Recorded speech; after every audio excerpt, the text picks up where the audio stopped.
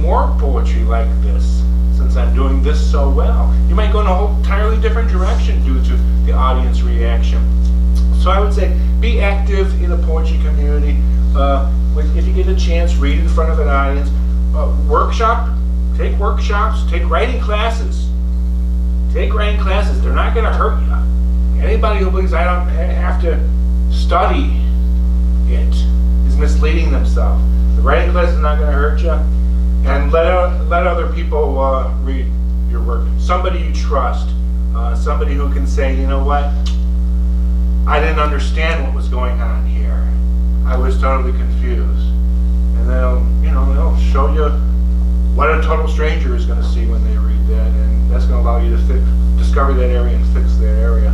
Sure, those apply to both prose as well as poetry, I think, as well. Yeah, I think so. I think especially in longer fiction, because longer fiction has more opportunity to drift. To drift, exactly, or to lose your voice. You want fiction to be a consistent voice. Unless you're having different narratives, there might be reasons why it's not a consistent voice. But if you have one narrator, you want that voice to be consistent. And you might not see it because you worked on it so hard, you just believe your work is so great. You can't step back and look at it through another person's eyes. So yeah, I would say in both poetry and fiction, allow someone else to give you the input. Don't be ashamed. And accept criticism. Don't be offended by criticism. Be open to it. Jacob? I think both of you all actually have done a really good job of explaining some stuff you might do before you're ready to send to make sure the work is as strong as possible. So instead of reiterating that, because I agree with all of what was said, I might talk a little bit about maximizing your chances of getting someone to open up your manuscript if you're querying agents or you're submitting. One of the first things we have to do upon accepting a book is decide all kinds of things that are ultimately about marketing. And sometimes an author can actively influence that, and that's a positive thing typically. For example, one of the things we need to do is come up with a 20 and 60 word description of the book, our elevator pitch, so that we can use that for everyone from our book sales people who go out and then sell them to the Amazon page, the text that appears above the book cover, to the back of the book, what you see back here, etc. And it never hurts an author to try his or her hand at those descriptions. I think it's a really good practice when people ask you what your book is about to actually be able to say. And it's surprising how many authors are completely incapable of that. So true. And a lot of people sort of take that as a point of pride, like my book is so sprawling and amazing that how could one describe it? But, well, if it's published, it'll be described. It's about a boy and his dog, and the dog dies and the boy gets sad, Similar to these books. You sort of need to be able to kind of do that and do it without having to think too awfully much. Because that's that starting point, and you never know when you might be called upon to explain what your book is about. So that's a thing that's really a valuable skill to have in your bag. If you can include that in a cover letter, or if you get to sit down with someone, the first question is, all right, tell me about the book. If you can start focused, that conversation is going to go a lot better. Another thing that we have to do that's always a challenge, and author input is appreciated, is we have to come up with what are called comp titles or comparative titles. They have to ideally be published in the last 5 years. They have to ideally come from presses that are similar to our press, and they have to ideally have sold, right? So you can imagine out of all the thousands and thousands and thousands of books, and how even a voracious reader, all the holes that might be in their knowledge, and then you get a book and you're like, shoot, what's this one like? And you have to start to scour and ask everyone. And we do a pretty good job, I think, ultimately, but it doesn't hurt to have an author be like, well, have you heard of this book? It's really influenced me, or I really like it. I think my book is like a spirit twin to that or something. And you're like, oh, you look it up and you agree, this is really helpful. And that's a thing you can reference in your cover letter. Everyone wants to reference the sort of baseball cards of American literature in their cover letter. And again, I said this earlier, make themselves out to be the next great Nobel Prize winner. And maybe you are. That'd be awesome if you are. But probably not on that first book. And if you're submitting it to me, probably not, right? You would have some deal with Random Penguin and you'd be out there getting a $100,000 advance. I think being able to make realistic comparisons that you can reference when people ask what the book is about and say, have you read this or this? It's very similar to that. Or these are books that inspired me. If you're not sure how you compare your book or stack it up, talk about the books that inspire you. Try to keep them somewhat recent. It doesn't need to turn into a record collector's battle for the most obscure book. That's sort of counterproductive, I think. It's not like a brain battle or a pissing battle or something. But I think you do definitely want to sort of be aware of the landscape to some extent around if you're not sure. This is a place where feedback can really help. You know, a valued teacher or a valued reader might be able to say, you know, this is really similar to so-and-so's book, and you can sort of learn that. And I think that the third thing, honestly, is understanding how the market works. There are little giveaways that can tell you that an author doesn't really understand the markets, and they can be kind of annoying to some extent. Like, for example, if you want someone to sign a release saying that they're not going to do anything with your work without their permission, this sort of indicates a little greenness or a little rookiness because, let's be honest here, like the odds of us making money off your book are not that great. You know, the odds of me stealing your book and using it for some sort of malodorous task, I would say are infinitely not happening. You know what I mean? Like, if you insist upon someone signing a form before you even show the work, like, it just shows you don't know what you're doing. Like in the old days when we used like paper submissions, the classic case of this would be someone would include a self-addressed envelope with like $4 in postage slapped on the side, and they would insist that everything you sent, that they sent you must be put into that envelope and sent back. And to me, what it actually reveals, which, I mean, not knowing the market or whatever, while that might be mildly annoying to me, I sort of also don't care because I'm like really restless and I want to see what the work is about. But what it does reveal to me oftentimes is a person who probably doesn't have a realistic understanding of their work. If they think that someone's going to steal it and make $1 million, they probably don't really know what quality their work is. They may be overinflating their ideas. And this is where getting that feedback would really save a lot of time and effort. So those would be three things I would say, I think, like having a good sense of the work and knowing that no one's probably going to steal it. Secondarily, you know, the idea of comparative titles, and finally, being able to make those quick sort of descriptions of your work. The elevator pitch. Yeah, precisely. Right. And I guess so. That's sort of what my next thought was. What is often neglected? I know that sort of seems to be part of Hutchison, but if there's something else that you didn't previously mention, sort of something. Oh goodness, maybe I just got done talking. You did so good starting the last time. And I'll think. Well, it is interesting because when I write query letters for agents for my novel, and I may very well begin to look at small presses, but I do have a couple of agents interested. One of whom I had an hour-long conversation with recently about some changes she wanted to see. There's no promises, but anyway, I'm working on those revisions and we'll send it back to her within the next 2 weeks. But a couple of things. She and I talked about the query letter and how important that is, and she did talk about some of the things that sparked interest from her agency in my work. And it is true that I've had at least, I don't know, 5 or 6 agents want to see the whole manuscript, which is a pretty good. It's a hard market going that way too, going to, for an agent, which is why I'm so grateful to small presses who are able to specialize in work that may not fit into the wider marketplace.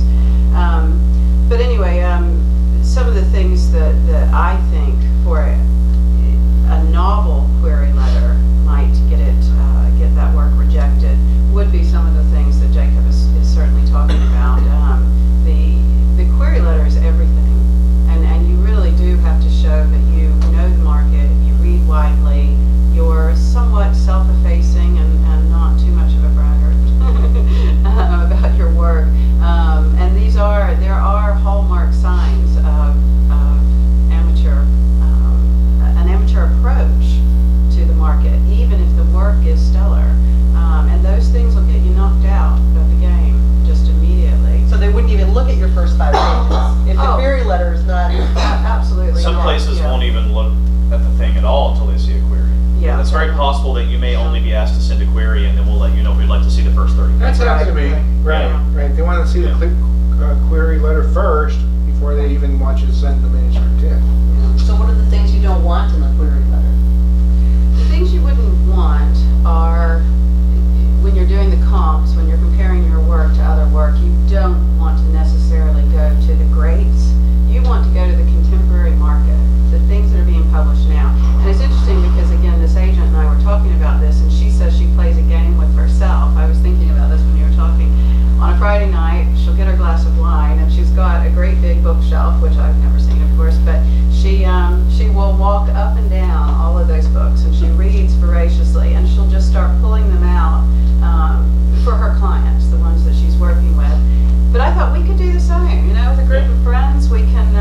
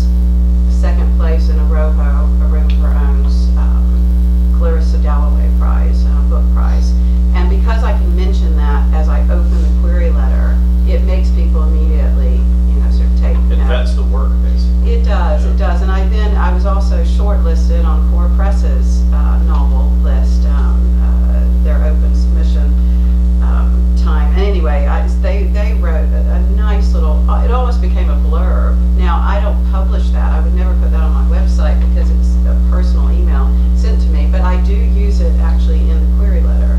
So those contacts, knowing your market, getting your work out there, getting your work published, having patience, so that you can build that publication list and get other people to take notice of you. And that's true of all the genres that you make. So just What specifically specifically to do you clarify, want to see in a query letter? I'm sorry, what? What specifically do you want to see in a query letter? Well, these guys could probably, Well, I mean, a lot of the things that we're talking about, you know, you'd be surprised at some of the ephemera people will include thinking that it's charming, or the space they'll waste on a cover letter talking about their dogs or something, just because they think that's going to be like a Cute, nice sort of yeah. humanizing thing or something. When as a publisher, you don't have a lot of time. you know, your dogs are nice, and I'm sure that I would love to pet them, but Who are you? Maybe a sentence or two about your life. I live in New Jersey on a farm with my wife. That's about all, you know. Where you've been published, what you're sending me, you know, a little description of what you're sending me. if you have any praise, if you have a brief description like we were talking about, if there are books or writers that are similar to you, that Brief, yeah. I think it's good, you know, and it depends. I mean, I think brevity is definitely important, especially if you're submitting to magazines and journals. Those places don't need to see some of the stuff that we're talking about all that much. You know, they don't need to know necessarily what poets you might be similar to or that kind of stuff. And overkill there might actually work against you. Definitely. But a lot of places, honestly, agents in particular, right, will want a certain length of cover letter, and they want you to cover certain points. And a lot of times they'll actually tell you that on their website. You know, Yeah. well, this is what we want to see, and you say. And I think that's really helpful. To sort And of- that, he struck the point right there. I mean, find out if they do have submission instructions and Yes. follow them. Yes. They all do. They're there for a reason. Follow them. I put together this last journal biography section. I don't even know how I did it. My rules are you have to send a short bio with every submission. Only half of the people did it. I wanted to do it anyway, so I forgave everybody and I contacted everybody after the fact and I got their bio. But why didn't you send me your bio? Yeah. It was clearly there in the instructions that you send me a short bio. I mean, it was something like that. I would definitely, if the work is not knocking my socks off, something like that would definitely, I'd just be, you can send me the bio. All right. I also want to add two things about what to include, and they might seem obvious, but sometimes they just don't happen. Table of contents.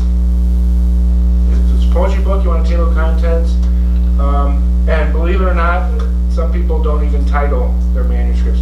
They'll just send you a big clump of work, and you're supposed to figure out a good catchy title is not going to hurt.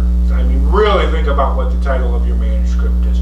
You might just want to title it after your favorite poem, what you think is the strongest poem, but that might not be the title. And the title is gonna, it's not gonna Make be a big difference. it's not gonna be the all, but it's gonna make a difference. I mean, a title of a book that's love poems, okay, might be the same manuscript in it with a really catchy title or something that really just a couple of words that really moved me for some reason, and I'm gonna give that a little more thought than the manuscript just called love poems. You know, so believe it or not, we're kind of going around in the. Okay. Well, that does, so say my book has been published, how much input does it, or has been accepted? How much input does the author have in terms of the book's final appearance once it, I think it depends on the press. It really, really, really depends on the press, honestly. That's a thing that can vary radically. You know, you could be told, this is not your title anymore, this is your title, here's your cover, this is where you're touring, this is how much we're spending, period. Oh, I don't care that you know people in Seattle, we're not going there. You know, Yeah, this is your release date, I don't care if that doesn't work for you, this is when it's coming out for us. I mean, you know, depending on the publisher, a lot of this stuff can be completely removed from your control. And to some extent, in some cases, that's good because, you know, these sort of mega corporations, a lot of times, you know, we always sort of portray mega corporations, especially for myself as a kid of the 90s, as like these doofus, greedy, you know, monstrous pigs who just want money and nothing else. And surely some of them are that way. and they have their books that work that way, right? But at the same time, like the business model refines itself and talent is attracted, and after a while, like an editor might suggest a title that's actually way better than the one you came up with, or the person they hired to do covers might just do kick-ass work, and you might not necessarily love it, but readers might really connect with that cover. You know, sometimes that's not a bad thing, but you might have to lose a certain level of control if you are going to go, especially with a sort of corporate-funded Big Five publisher, because they have their business model, they have their board of directors, they have their editorial and design, and these people decide the things that are to be decided. And your input may or may not make much difference. It may be possible, in fact, that your agent may actually represent some of these decisions for you, depending on the size of the publisher. Our house, we really involve our authors at, to some extent, we have ideas, of course, and we have final say, and we do exert that from time to time. And we have a way we like to do things. But we definitely welcome author input for sure, you know. The authors ultimately have a definite say. We've yet to actually put out a book where the author hated the cover, which I think is a pretty good track record. We've done like almost 40 books now. So we want to make sure the author loves the book, because if the author doesn't love the book, they're not going to push the book, they're not going to represent the book, they're going to say negative things about it when asked, and that's sort of the death to a smaller press. You know, you want your authors to proselytize, and to be happy and geeked and excited to say, this is my book, look at it, it's so awesome, you know. And I had a wonderful time working with Jacob. Yeah, right. You know, ideally they will sort of have good feelings about the publisher too. I mean, I I'm think. glad somebody's working on your book. Yeah. That's the whole idea of getting published. If you want complete control of your book, there's plenty of self-publishing opportunities out there if that's what you want. But if you're actually have a team of people working on your book to make it the best it can possibly be, I mean, that's an achievement. You should just let it go at that point. I mean, And it is the beauty of small presses, really, that you do get input. I know my small press, Goldwake Press, that published my first poetry manuscript, very similar to well, it's smaller than yours, and maybe it's slightly larger than yours, sort of in between the two, but definitely niche and boutique. But I had a lot of input, actually, and I was excited by that. And I also had, his name is Jared Walgren, is the publisher, and he was incredibly patient with the number of revisions and edits that I kept giving him. I honestly thought he would kill me. As soon as this was fiction? This was my poetry manuscript. And I was very grateful for him being that patient with me. I revise meticulously. I'm constantly playing around with my poems and my fiction. And I was so grateful for a publisher who would appreciate that and work with me and appreciate the way I work. I would not have gotten that with a big name publisher. They're just, they don't have the patience for There's that. not time. Yeah, there's not. So there's small presses, they offer so much to writers, they really do. It's especially, I want to say especially poets, because we know there's no money in poetry, and we know that publishers are there supporting the love of the art, and we're forever grateful for that.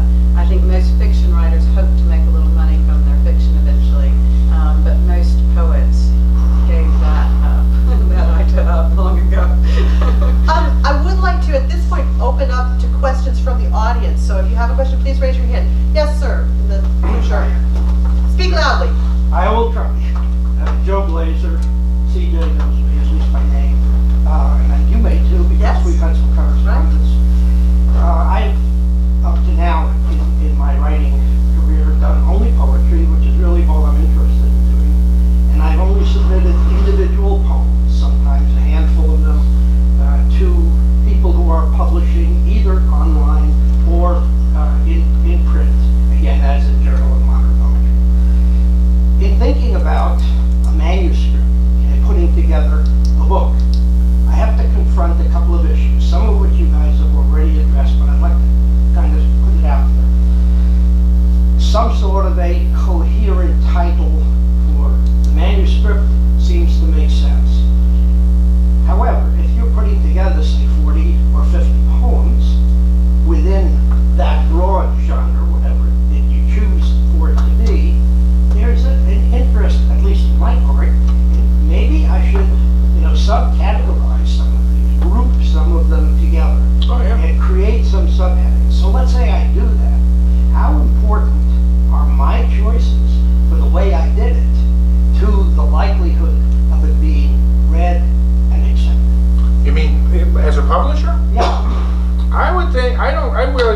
accept a manuscript that's not pretty much finished. I don't want a manuscript that I have to edit to hell.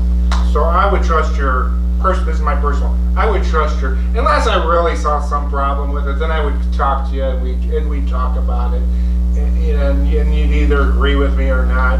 But usually, if it even gets to the point where I'm talking to you about publishing it, I've already decided I like it, and probably trust those subheadings.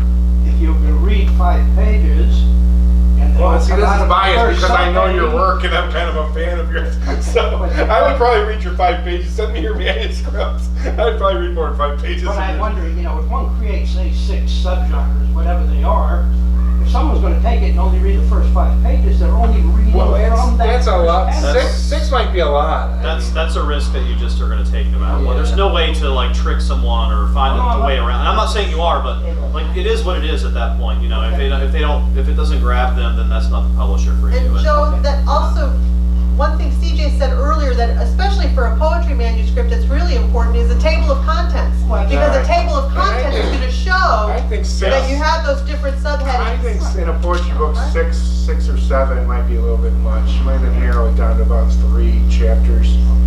Because I mean, now you're talking about how many? Over 100 pages for a poetry book. No, I wasn't thinking that. Well, then if you're talking 50 pages, you have 7, then you only have a couple of poems per subheading, which doesn't make much sense. I would narrow it down to like 3. I mean, it does vary. It depends on the type of book. My first book, I write across the genres. So my first book of poetry has prose poems as well as traditional poems. Some of them even in form.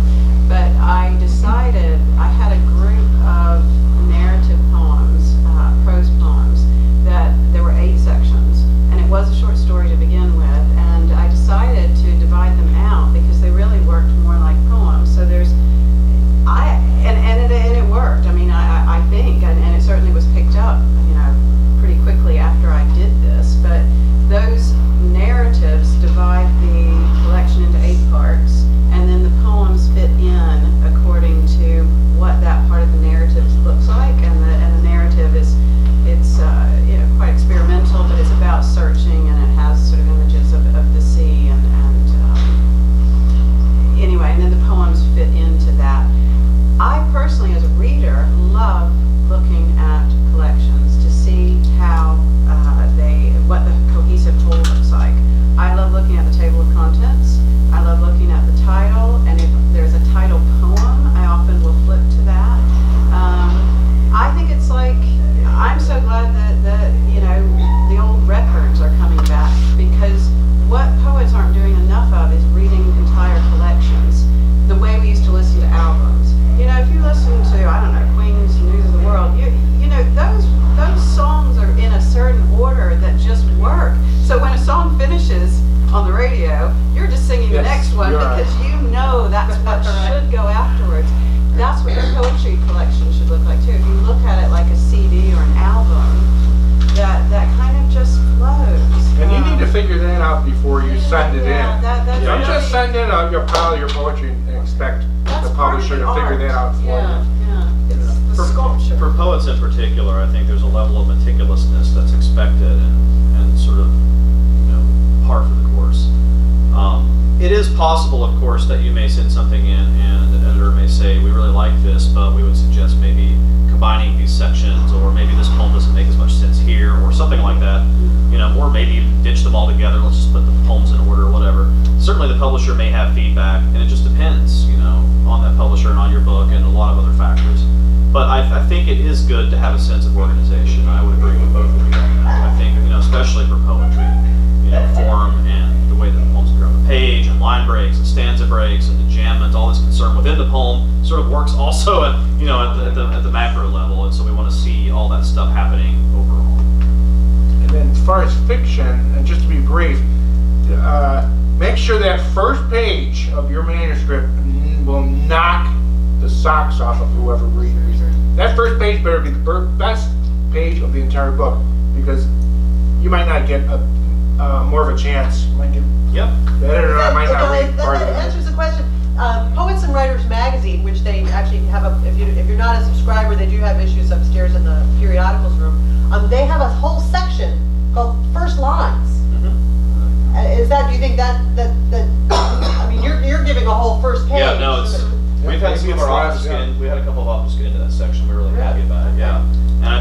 it's definitely important.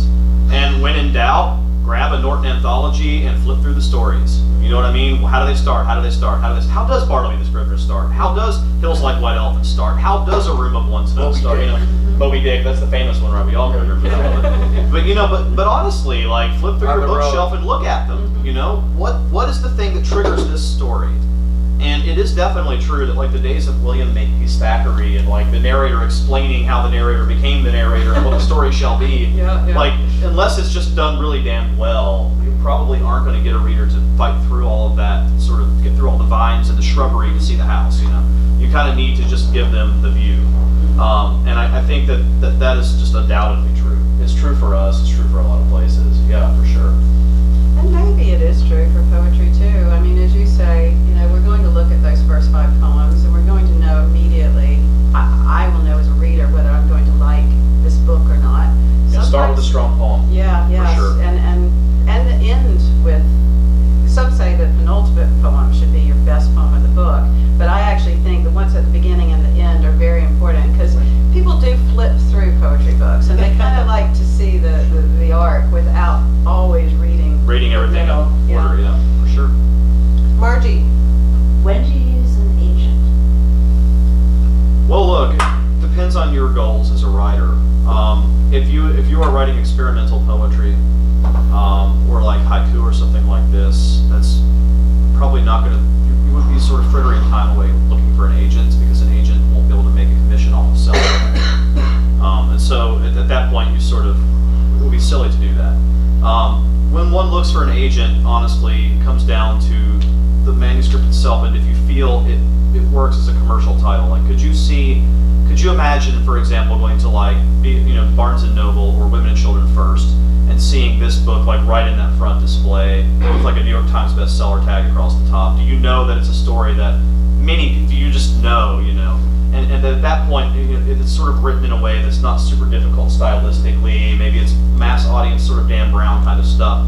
Then you just know that. And that's like a sure sign that you're going to want to go through an agent because they're going to be the ones that can shop that manuscript for you and get you that deal. Big 5 publishers only deal with agents. So you can't really query them on your own. You can't query Random House or FSG yourself.